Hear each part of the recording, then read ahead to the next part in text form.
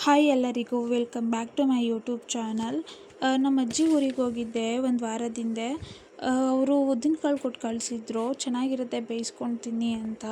ಹೇಗಿದ್ರು ನಮ್ಮ ಮನೆಯವರು ಇವತ್ತು ಬೇಗ ಬರ್ತಾರಲ್ಲ ಅಂದ್ಬಿಟ್ಟು ತೊಳೆಯೋಕೆ ಹಾಕ್ತಾಯಿದ್ದೀನಿ. ಉದ್ದಿನಕಾಳನ್ನ ಚೆನ್ನಾಗಿ 3-4 ಸಲ ತೊಳೆದು ನೆನೆಯೋಕ್ಕಿಟ್ಟಿದ್ದೀನಿ. ನನ್ನ ಮಗ ಪಕ್ಕದಲ್ಲಿ ಬಂದು ನಿಂತಿದ್ದಾನೆ, ಏನದು ಏನು ಮಾಡ್ತಿದ್ದಾರೆ ಅಂತ. ಇವಾಗ ಮನೆಯೆಲ್ಲ ಕ್ಲೀನ್ ಮಾಡುವ, ಸಂಜೆ ಆಗ್ತಿದೆಯಲ್ಲ ಅಂತ ಎಲ್ಲ ಹಾಸಿಗೆ ಎಲ್ಲ ಒದ್ರಿ ಹಾಸಿ ಕಸ ಗುಡಿಸುವ ಅಂದ್ಬಿಟ್ಟು ಎಲ್ಲ ಕ್ಲೀನ್ ಮಾಡ್ತಾಯಿದ್ದೀನಿ. ಕಸನೆಲ್ಲ ಗುಡಿಸಿ ಹೊರಗಡೆ ಬೆಡ್ಶೀಟ್ ಹಾರಕ್ಕೆ ಹಾಕಿದ್ದೆ. ಯಾಕೋ ಮಳೆ ಬರೋ ಥರ ಕಾಣಿಸ್ತಿತ್ತು. ಫಸ್ಟು ಬೆಡ್ಶೀಟ್ನ ಮಡಚಿ ಎತ್ತಿಡುವ ಅಂದ್ಬಿಟ್ಟು ಎತ್ತಿಡ್ತಾಯಿದ್ದೀನಿ.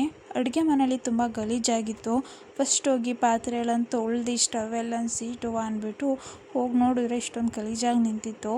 ಫಸ್ಟು ಹೋಗಿ ಪಾತ್ರೆ ಎಲ್ಲ ತೊಳ್ದು ಸಿಂಕೆಲ್ಲ ಕ್ಲೀನ್ ಮಾಡಿ ಸ್ಟವ್ ಎಲ್ಲನೂ ಒರೆಸ್ದೆ. ಆಗಲೇ ತೊಳೆದಿಟ್ಟಂಥ ಉದ್ದಿನಕಾಳನ್ನ ಇನ್ನೊಂದು ಸಲ ತೊಳೆದು ಅದನ್ನು ಬೇರೆ ನೀರು ಚೇಂಜ್ ಮಾಡಿ ಇಟ್ಟಿದ್ದೀನಿ ಬೇಯೋಕ್ಕೆ. ಒಂದು 7 ವಿಸಲ್ ಬಂದಾದಮೇಲೆ ಅದಕ್ಕೆ ಬೆಲ್ಲ ಮತ್ತು ಕೊಬ್ಬರಿ ಸೇರಿಸಿ ತಿಂದರೆ ಚೆನ್ನಾಗಿರುತ್ತೆ. ನಮ್ಮ ಪಾಪು ಬರೋ ಹೊತ್ತಿಗೆ ಮನೆಯೆಲ್ಲ ಒರೆಸ್ಬಿಡುವ ಅಂತ ಒರೆಸ್ತಾ ಇದ್ದೀನಿ. ಬೆಳಿಗ್ಗೆ ಸಂಜೆ ಪಾಪು ಇರೋದ್ರಿಂದ ಬೆಳಿಗ್ಗೆ ಸಂಜೆ ಮನೆ ಒರೆಸ್ತೀವಿ ನಾವು. ಮನೆ ಹೊರಗಡೆ ಕಸ ಎಲ್ಲ ಗುಡಿಸಿ ಪಾಪುದು ಬಟ್ಟೆ ಎಲ್ಲನೂ ವಾಶ್ ಮಾಡುವ ಅಂತ ನೋಡ್ತಿದ್ರೆ ಆಲೇ ಮಳೆ ಬರೋ ಥರ ಇತ್ತು. ಅಷ್ಟರಲ್ಲಿ ಬಟ್ಟೆ ಒಗ್ದಾಕೋ ಅಂದ್ಬಿಟ್ಟು ಬಟ್ಟೆ ಎಲ್ಲ ನೆನೆಸಿಡ್ತಾ ಇದೆ. ಅಷ್ಟರಲ್ಲಿ ಮಳೆನೇ ಬಂದುಬಿಡ್ತು ಜೋರಾಗಿ. ಪರವಾಗಿಲ್ಲ, ಸೀಟ್ ಕೆಳಗಡೆ ಅಲ್ವಾ ಒಗ್ದಾಕ್ಬಿಡುವ ಅಂದ್ಬಿಟ್ಟು ಒಗೆಯೋಷ್ಟರಲ್ಲಿ ನನ್ನ ಮಗ ಬಂದು ನೋಡಿ ನನ್ನ ಮಗ ನಾನು ಬಟ್ಟೆ ಒಗಿತಾ ಇದ್ದರೆ ಯಾವ ಥರ ಆಟ ಆಡ್ತಾಯಿದ್ದಾನೆ ಅಂತ. ಬಟ್ಟೆ ಒಣಗಾಕಿ ಕುಕ್ಕರ್ ಆರಿದೆಯಾ ನೋಡುವ, ಬೆಂದಿದೆಯಾ ಉದ್ದಿನಕಾಳು ಅಂತ ಹೋಗಿ ನೋಡಿದೆ.